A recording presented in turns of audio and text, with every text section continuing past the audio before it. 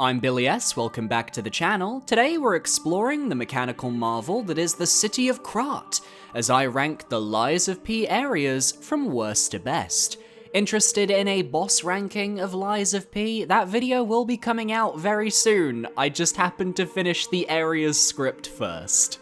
When one has to adapt the story of Pinocchio into a Souls-like that takes itself 100% seriously, the environments have to be both fantastical and grim, and I think Lies of P absolutely nails both its area design and its level layout. From the French-inspired city streets, to mechanical factories, to dilapidated cathedral catacombs and beyond, there's a little something for just about everyone to enjoy.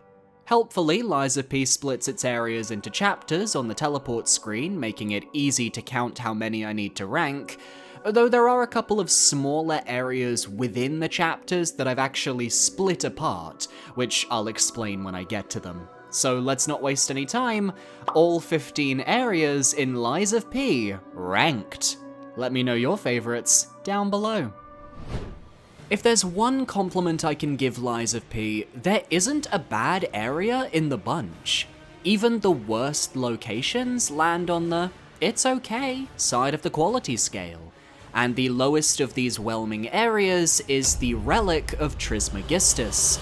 This mineshaft hidden beneath Hotel Krat is a pathway leading to a submarine that can take P to the Isle of the Alchemists, and also happens to be the leading mine for farming the ergo that powered the city.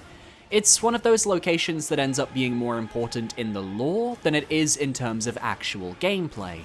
Because while the area starts off relatively promising, introducing a room filled with ancient ruins and classic arrow traps that can be activated via pressure plates, complete with a tough elite enemy to fight that drops a useful amulet, that's really all there is to this area.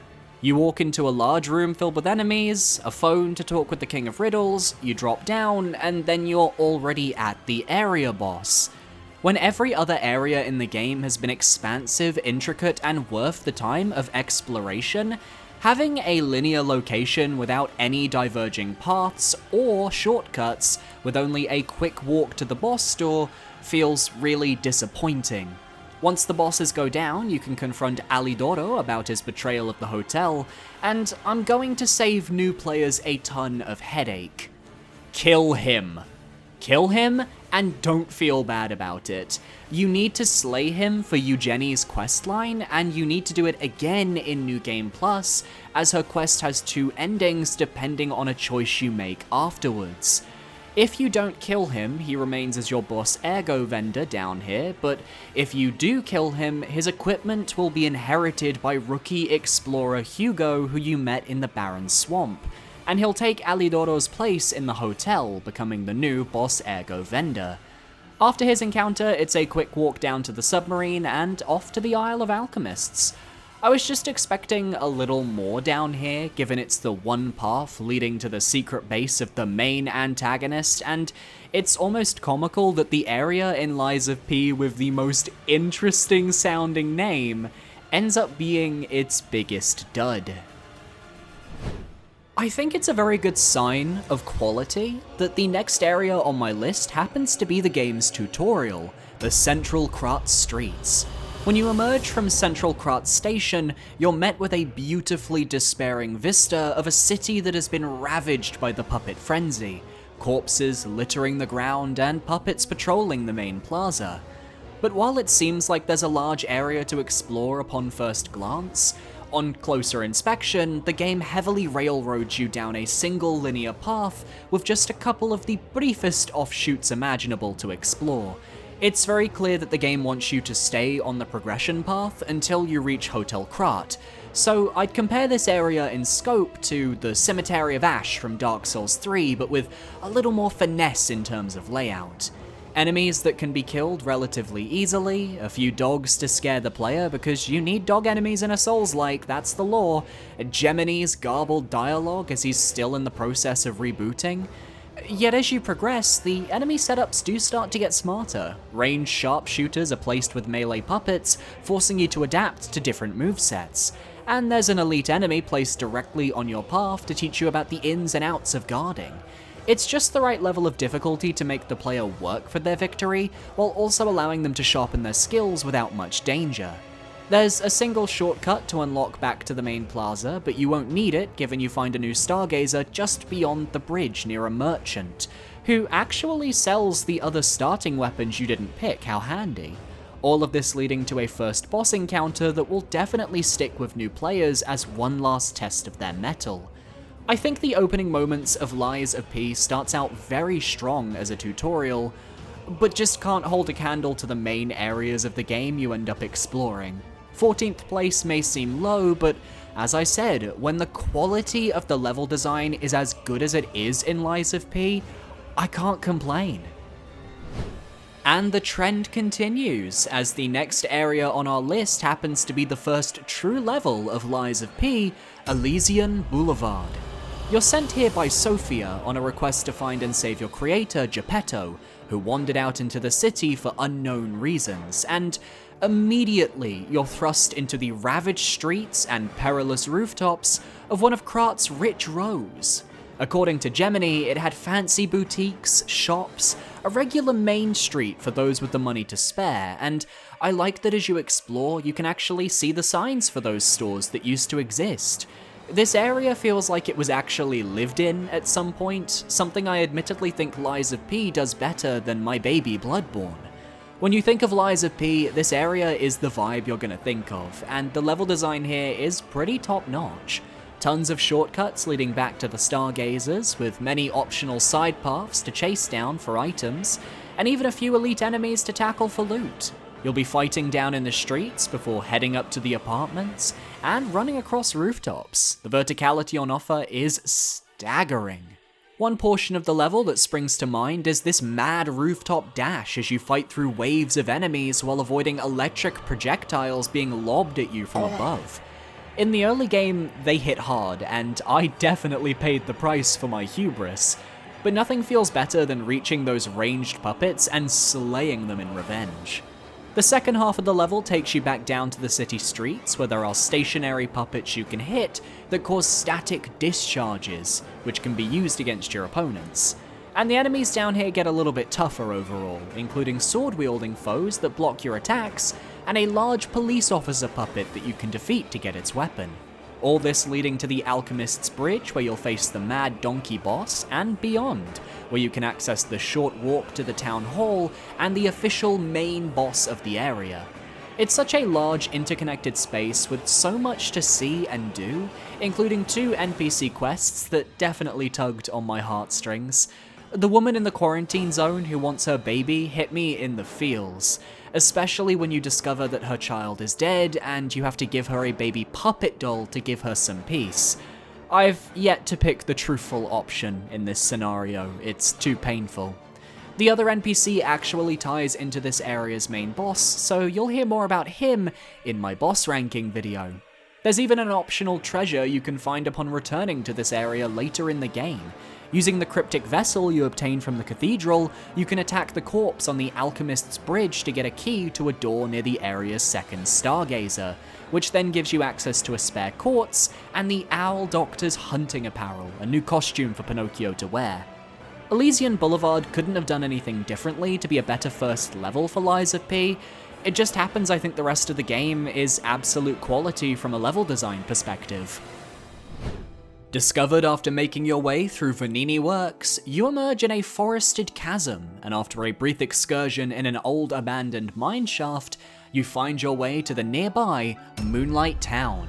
This area spans from where you enter up until the church just outside the Cathedral of St. Frangelico, and manages to trump Elysian Boulevard on my ranking because of the atmosphere.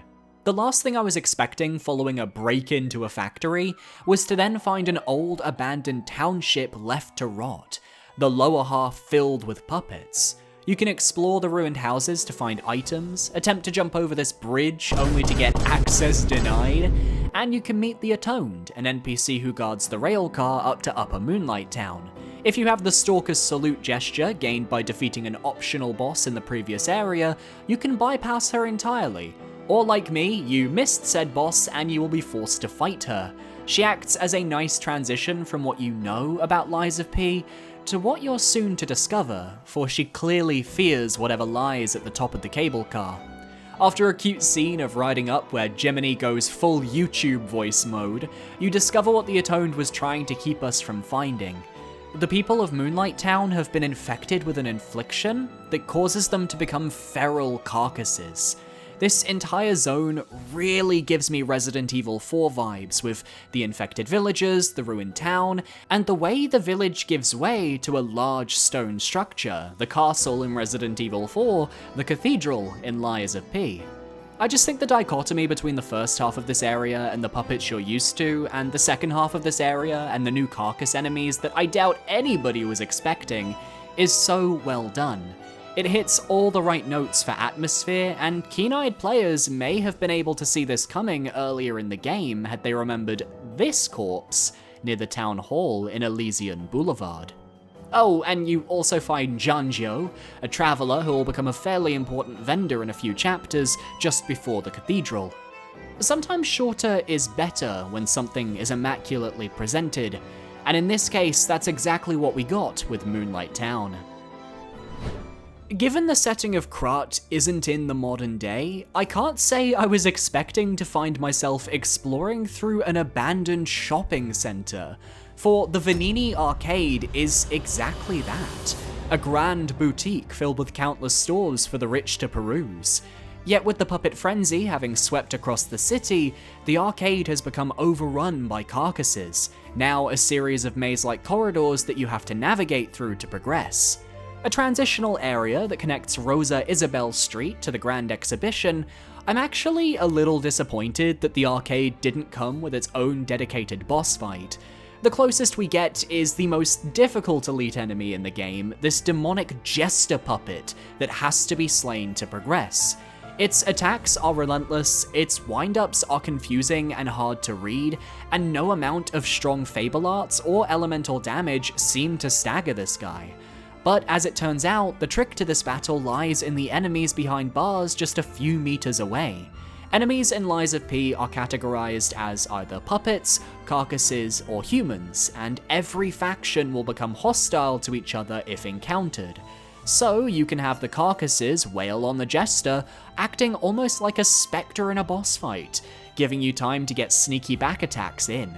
The rest of the arcade is really fun, playing around with verticality as you traverse to and from the main floor, the underground passages, and the basement level further below. It reminds me of a Silent Hill dungeon. You never quite know where you're going to pop up next as you emerge from the lower levels, until you've opened a shortcut back to the perfectly centralized Stargazer. And there's something very fun about how, due to the lowest levels being wine cellars, that the first basement area you enter is practically flooded with wine, and you're thinking, is this wine or is this blood? My dream. And that's not taking into account the opening portion of the arcade where you're running through city streets as the puppets are mourning the loss of their king. It's downright creepy on a first playthrough, and absolutely haunting on New Game Plus once you understand Romeo's intentions. I also have to give Vanini Arcade props for creating the poison mist mechanic, where certain areas of the underground are coated in a thin, decaying mist, and the only way to remove it is to destroy a specific growth within. It's almost always within sight, so you never have to worry about actually getting decayed, though you have to keep in mind that these growths will reappear after a short while, so you're never permanently safe. Poison in Souls-likes and Soulsborne games has always been contentious, but I firmly believe Lies of P understands that the status effect is needed in gameplay, but doesn't force you into it constantly. Even the poison swamp level we'll be getting to much later in the video is surprisingly sparing with how it poisons you, and I really have to respect that. If only Vanini Arcade was a more fleshed out zone instead of being just the wingman for the next area on our list. Viewer, wait. I'm not ready for you to go to the next entry yet. My channel is getting closer and closer to my goal of reaching 10,000 subscribers by the end of 2023. Just look at how many of my viewers aren't subscribed right now. Let's rectify that. Be sure to parry that subscribe button to stay up to date on all my future content. Back to the video. As breaking into our top 10, we have the Grand Exhibition, the area following on from our previous entry, and it certainly lives up to its name, a large, sprawling museum that showcases the technology of Krat front and center. You can imagine countless people milling through the show floors as you explore, what with the various exhibits on offer, grand gardens to walk through, and even a rail car you can sit in. And we venture there in search of the alchemist's cure for the petrification disease. But what we discover is rather harrowing, to say the least. The first part of the level takes place along the grounds of the complex, as you have to use a side entrance to find your way in, set to this jaunty sounding "come one, come all, look at our cool stealth" theme on the radio. Only in the reign of a ruined Krat, it just adds to the eerie atmosphere. Something isn't quite right. Once inside, the level becomes a sprawling maze of large halls and corridors as you work your way in a winding path around the exhibition.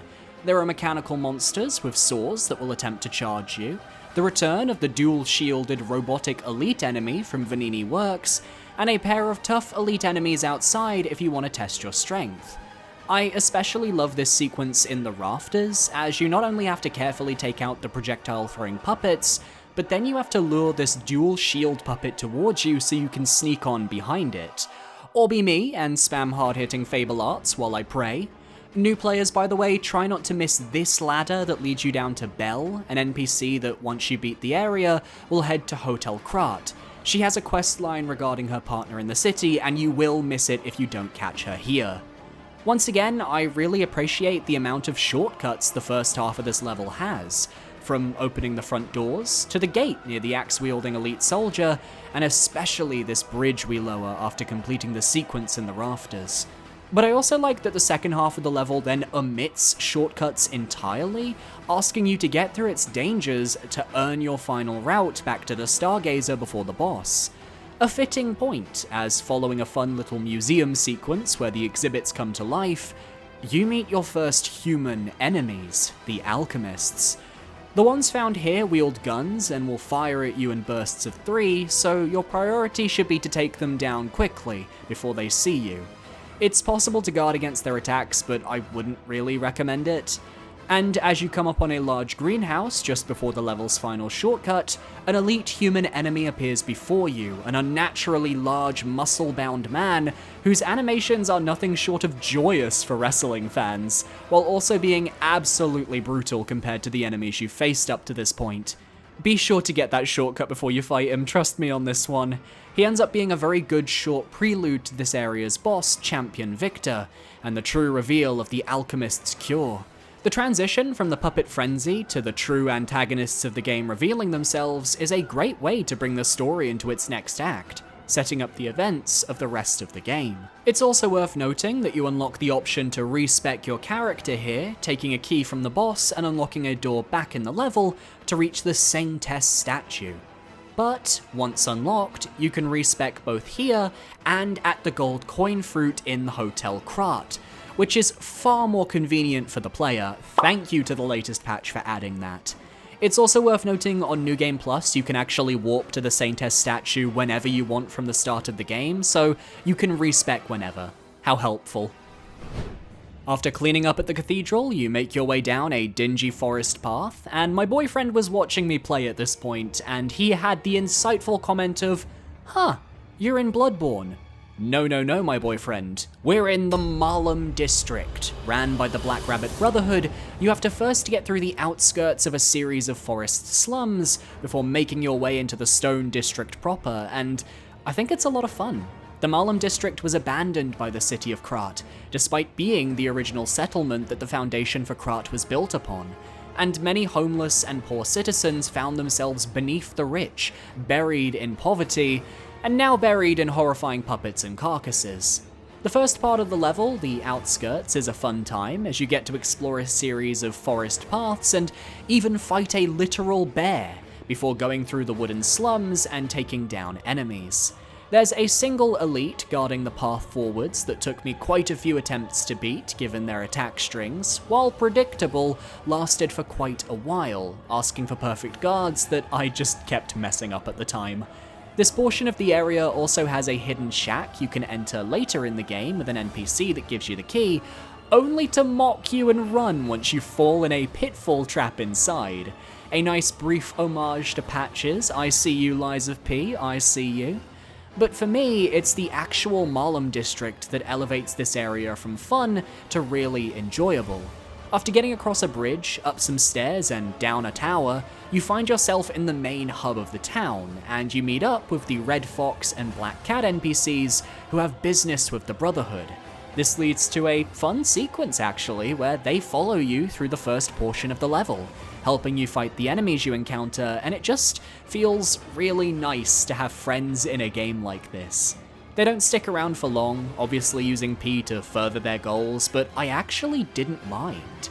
The main part of the level is this large area just after your friends stop to rest, where you have this wide open plaza with many alleys and streets veering off from it.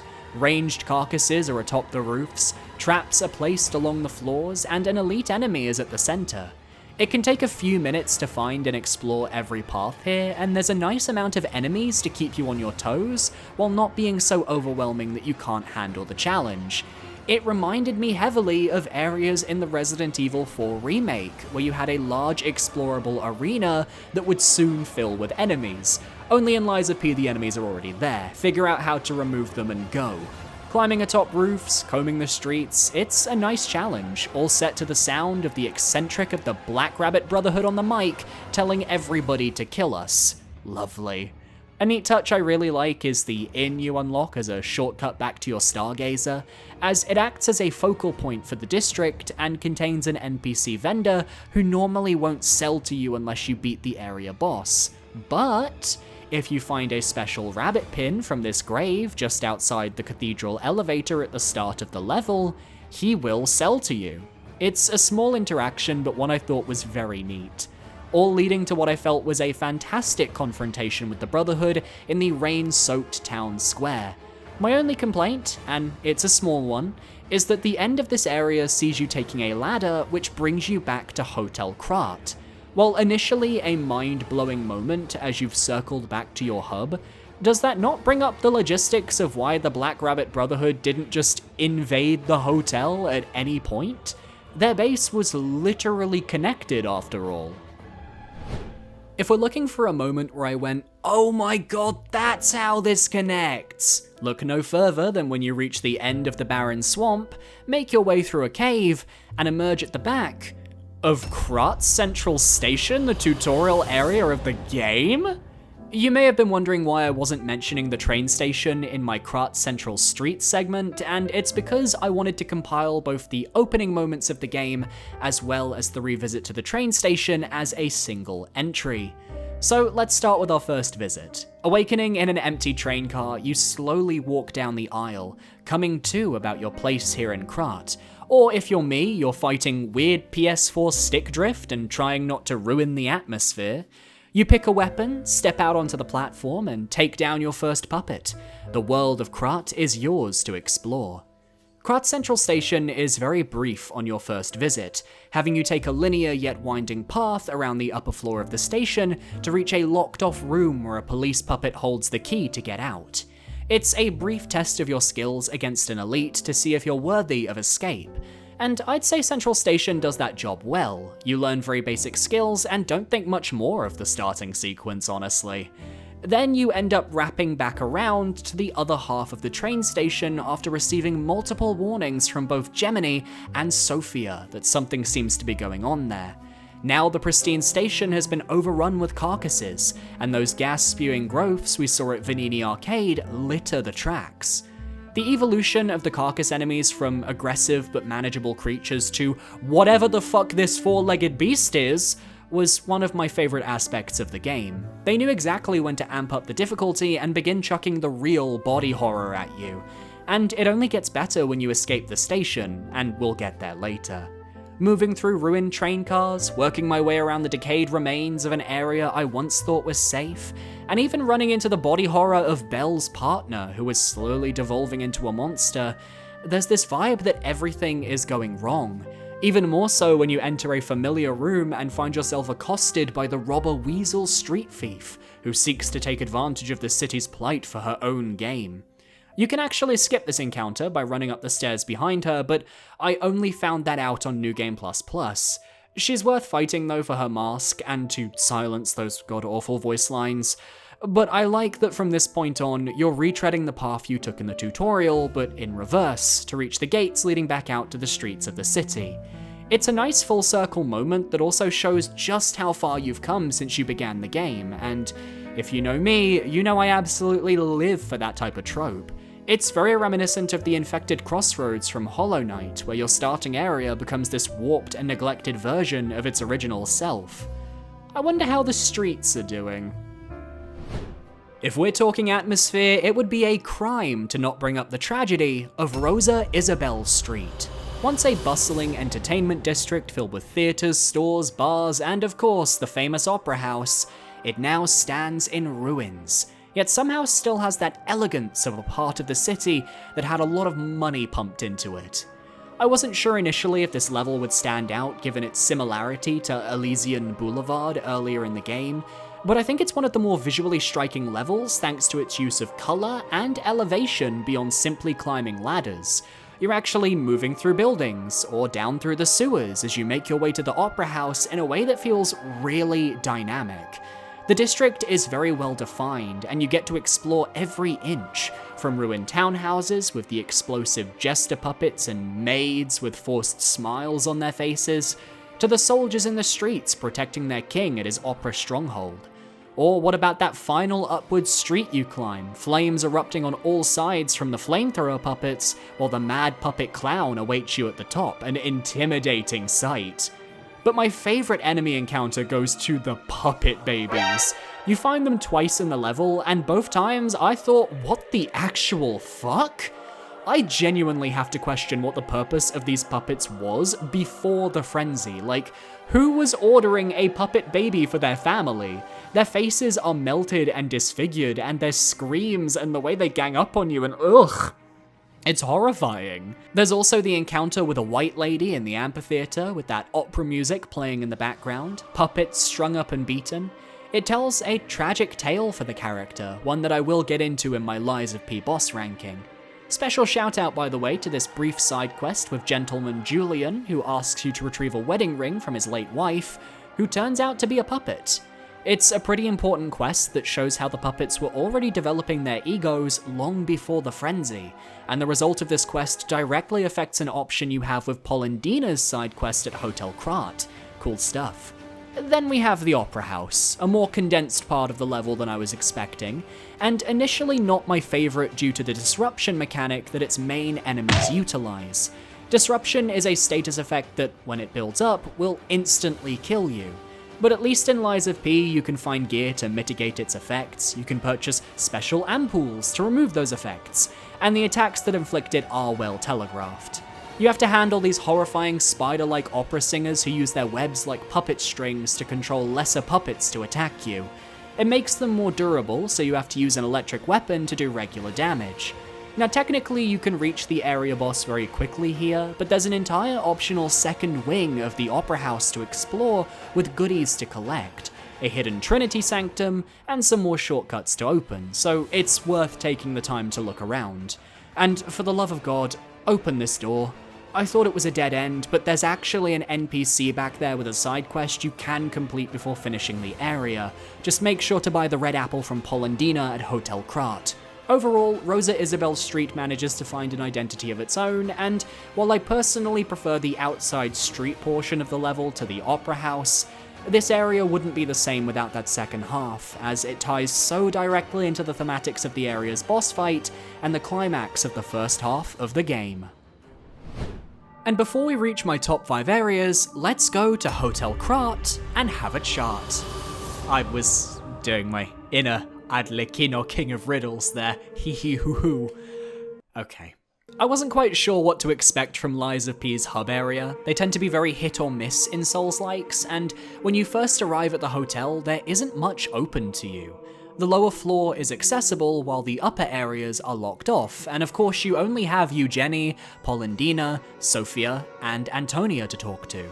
But as you begin to explore further, you unlock Geppetto, Venigni, and his butler Pulcinella, Alidoro the treasure hunter, and Giangio the pharmacist. It very slowly starts to become a home, a place of respite, as you get to know each of the inhabitants and piece together their stories over the course of the game.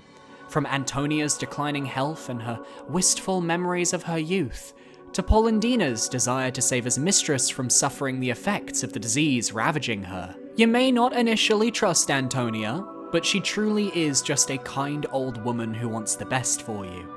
And getting the opportunity to treat her pain and allow her a peaceful death thanks to Giangio is genuinely heartwarming. Offset by AuthorAdena then deciding to factory reset himself out of the pain of losing his loved one, even if he frames it in a positive manner. Venigni and Pulcinella create a beautiful pair of a found family, and as you progress through the game, Venigni genuinely becomes your best friend, an absolute legend and a pure soul who wants nothing more than to see Krat survive and to help you on your journey. Or what about Eugenie and her questline with Alidoro, which when you kill him later in the game, results in her potentially discovering the original Alidoro was her older brother all along. Belle and her partner, whom were in love, where you can lie to her and let her know he was killed by a puppet, not turned into one of those monsters instead. Completing these personal quests just feels right. I think the hub is mostly well designed too. The gold coin fruit vendor is a bit out of the way, and heading upstairs to use the P-organ upgrade can be a bit tedious, but they did include a broken railing outside of Geppetto's room specifically so you can roll back downstairs quickly. Perhaps the best addition to Hotel Krat though, and something I think all Souls games should have, is the training courtyard. You're able to step outside and practice with any weapon you obtain, along with a free refill of your Fable Arts. It's always worth stepping out there every time you visit. It really hits home how much Hotel Krat is your home when you return in the late game to find it ransacked and attacked, all of your friends barricaded above in Geppetto's room.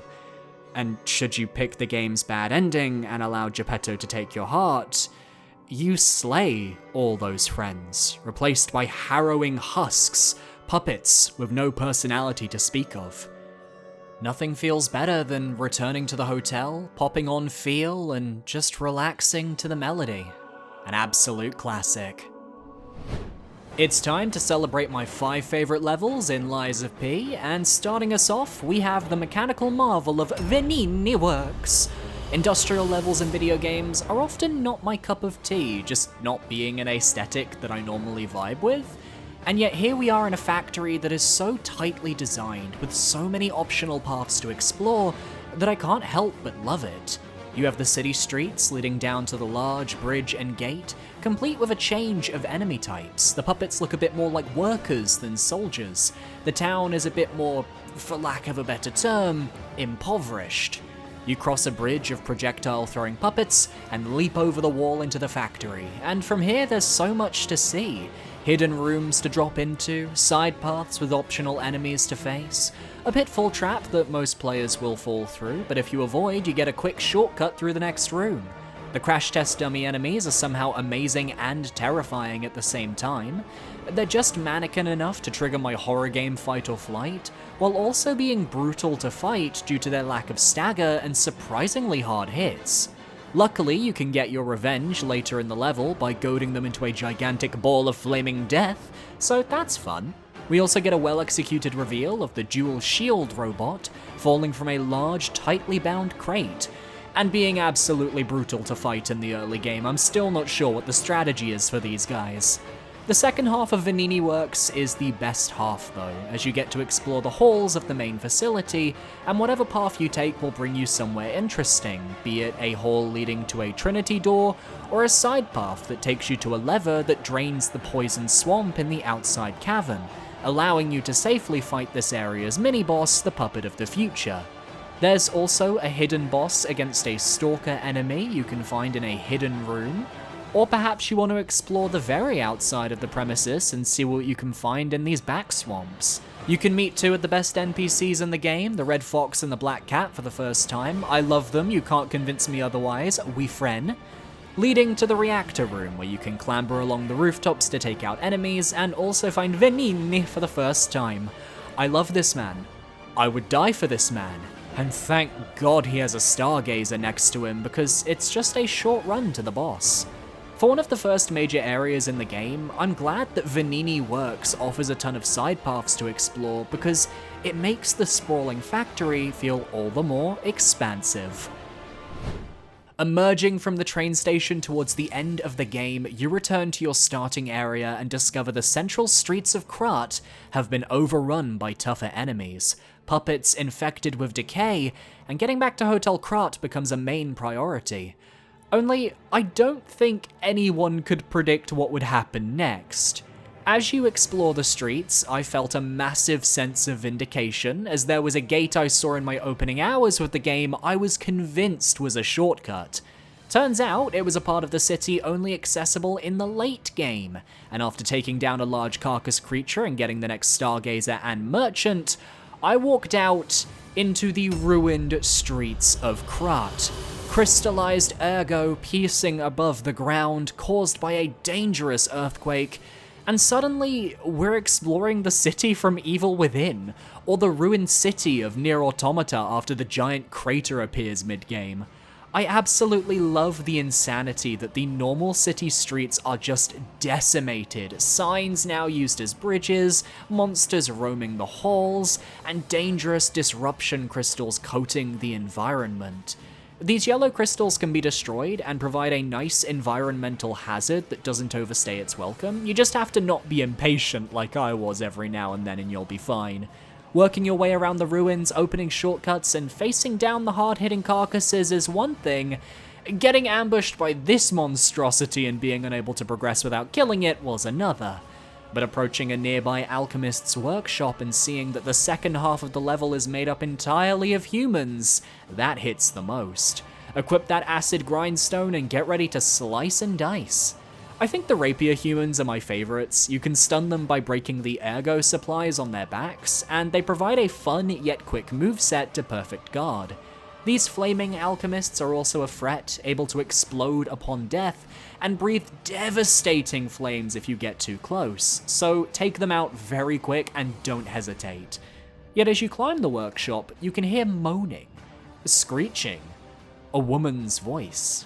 The attic contains a boss fight with the Walker of Illusions, and the horrific experiments of the alchemists continues to become clear, all leading to an elevator collapse that leads you just outside Hotel Krat, before the Parade Master boss arena, and I respect that you can just run straight there, or explore the pathway along the coastal cliff, which nets you another call with the King of Riddles.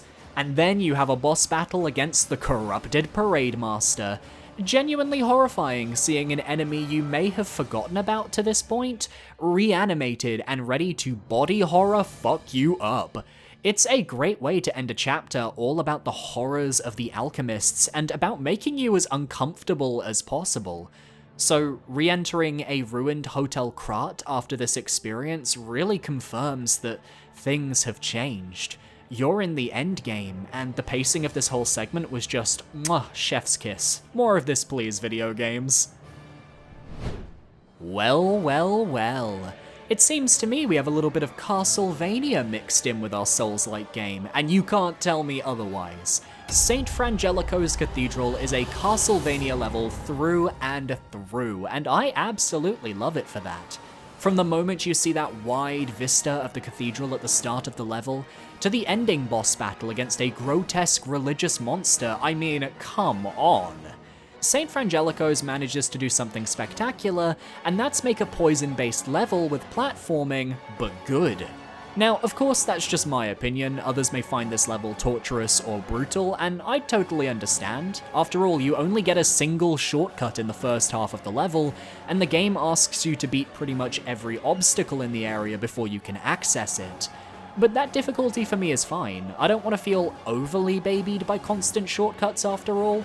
Many of the rooms in the cathedral have poison pools that slowly build up your decay. Luckily though, you rarely spend a lot of time in them, as each pool is paced so you'll be able to run through without proccing the status effect.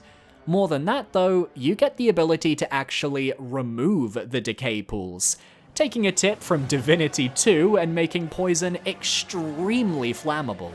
This means once you've made it far enough into the level, you can remove that debuff entirely and make traversal far more relaxing. It feels earned, and it feels warranted. In the first poison pool you destroy, you even find a hidden room with a cryptic vessel you can take to Venini, and that first poison pool room is filled with so many hidden nooks and crannies, cogs you can ride to reach hidden chests with weapons, beams you have to cross to progress while timing your movements to avoid the ranged enemies that attack. I personally didn't struggle here after understanding what the game wanted from me, but I get it if this isn't your thing. I do think this ramp with the electric balls rolling down was too unfair timing-wise though. You have to be pixel precise to avoid getting hit, and it ended multiple runs for me. The second half of the cathedral in the library was a shorter experience, but I actually preferred the theming. It's gothic and dreary, yet you can see what was once an ornate place of worship in the past. A far cry from the beautiful church pews of the main room of worship above. It isn't lost on me you're constantly going downwards to face the Archbishop in this level as well, as in down to hell. You can also find Alidoro here by taking an elevator to a dead end, and the view you get of Krat when you do so is absolutely stunning. I absolutely adore the trope of being able to see the path you took to get to where you are in the game, and you can see every level you progressed through, every path you took, and also all the future levels you'll be exploring too, from the Opera House to the Grand Exhibition. St. Frangelico's Cathedral acts as both a difficulty spike and a purely vertical level that doesn't hold the player's hand, and for me that's exactly what I needed at this point in the game. Taking the silver medal on our list is, and I say this with complete sincerity, my favorite swamp level in any Souls-style game, including the FromSoft titles. It's the Barren Swamp. Because this level understands exactly what makes this area type frustrating to explore, and rectifies that by making all the obstacles in your way, manageable. You have to explore the swamp to find Golden Ergo, which can be used to power the submarine you take to reach the Isle of Alchemists. But said swamp is also a scrap heap for puppets, a graveyard of destroyed parts that festers beneath Krat. It's like an illegal dumping ground, and something Venini shouldn't be proud of. The first third of the level has you wrapping around the environment to a large tower, where you can then push a minecart to create a shortcut and path to the main swamp itself. It's a nice introduction, giving you a small poison swamp to play with, some tough enemies to fight, a few optional items to collect, and its only real flaws are that they have a mad clown mini-boss that feels really out of place, and also another mechanic that Lies of P absolutely loves to use too often: breakable floors. You cannot trust any bridges in this game. They will break, they will fall through, and you will be annoyed. And this does happen a couple times in the Barren Swamp specifically, and one even over a bottomless pit, which is just cheap game design. But this is a mechanic throughout the game, so I'm not holding it against the area, I just think the devs need to ease up on it a little bit. The second half of the swamp is where we get the traditional poison pools, scrapped enemies, items to collect, only Lies of P takes a secondary mechanic to make traversal more intriguing. We have a ballista atop a tower that you have to take out if you want to explore, but what I like is that this first ballista is easily reachable. Just a simple run up a hill, climb up a ladder, kill the gunman, break the ballista, boom, easy. Then you find the second major swamp with another ballista and multiple puppets of the future bosses roaming around, and here you can't simply climb up. You have to actively make your way through the rest of the level until you wrap back around to the ballista where you can disable it, allowing you to explore the large swamp at your leisure, which is worth it because there are tons of neat goodies to find. Compare this to Dark Souls 3's Smoldering Lake, which also uses a ranged ballista as an area gimmick. You had to go so out of your way to disable it that it wasn't worth the effort it took, whereas in Lies of P, The ballistas are on your progression path. You will eventually disable them and be able to explore as long as you trust the process. It's good level design. The poison pools in these major swamps are also small enough that you'll never be forced to deal with the corruption status effect unless you actively navigate badly, which is then on the player, not the game. And once you're able to explore the second poison pool area, you can kill the bosses around the area for quartz, and even find an optional Owl Doctor Stalker fight, as well as many dimensional butterflies, which are this game's crystal lizards. Then there's the aspect of Barren Swamp that pushes it over the edge from a good area to one of the all-time greats, the Village Chasm and the optional Hermit's Cave. On the main path, you have to explore a rickety village hanging over the edge of a deep pit, and it's here where you have that one bridge that drops you into the void, but aside from that, it's a really well-designed area. Thoughtful enemy placement, simple yet effective shortcuts, a fun cavern with boulders you have to avoid as you climb, all rounding out with an absolutely horrifying battle against an actual Pinocchio-style elite enemy puppet.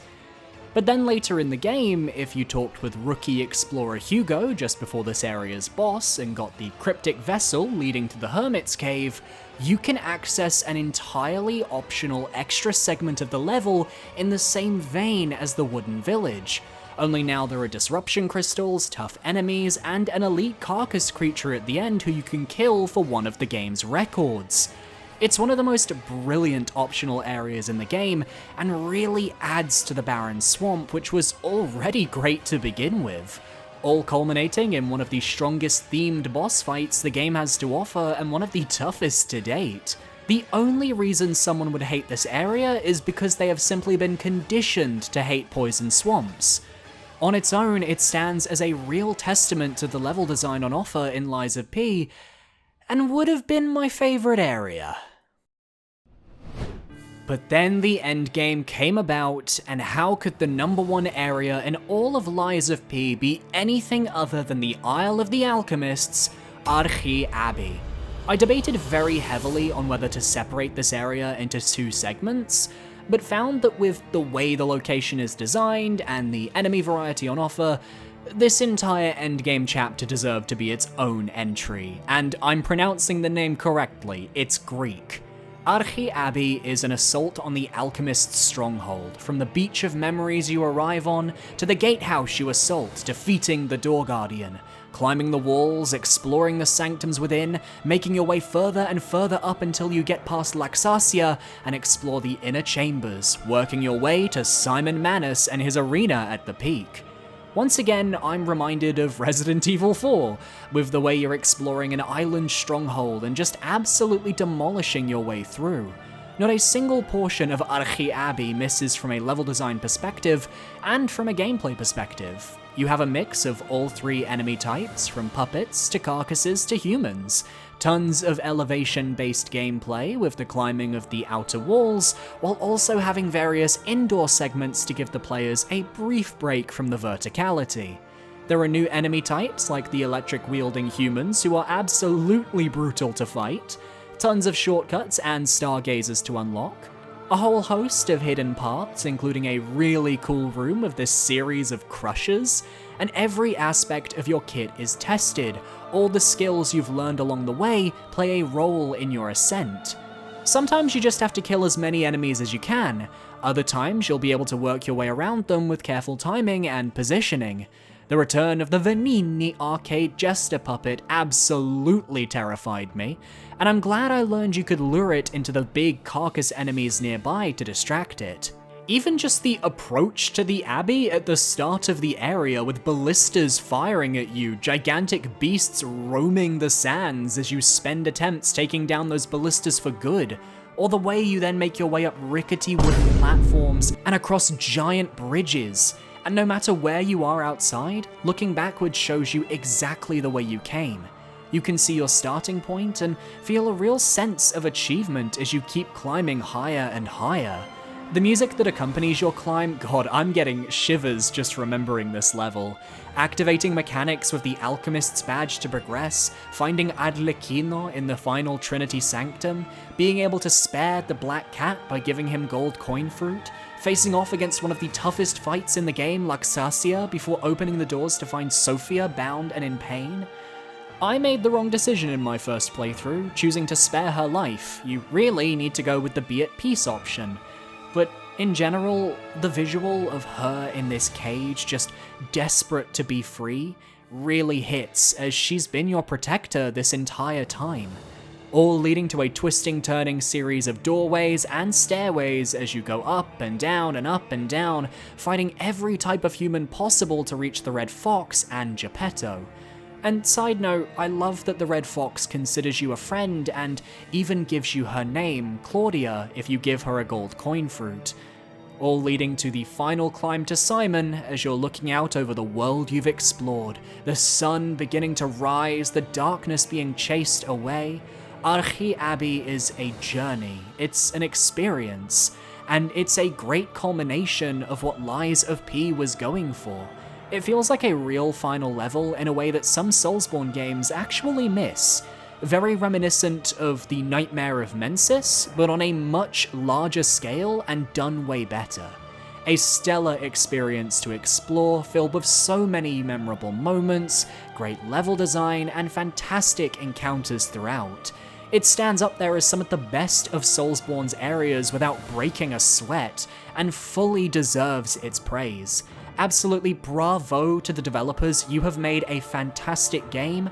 I hope this is only the beginning for you all, and I can't wait to rank your bosses very soon. Thank you everyone for watching. I'll get a Lies of P boss ranking out as soon as I can, though it might be in 2 parts. This video has kind of taken a lot of energy out of me. If you enjoyed this video though, be sure to parry that subscribe button for more gaming content every week. I'd really appreciate it. My socials are on screen now, feel free to follow where you feel comfortable. I'd recommend my Twitter or my Blue Sky if you have it. A massive shout out to my Patreons over on Patreon. You guys are amazing and your support means the world. Thank you so much, and I'll see you guys next time. Adios.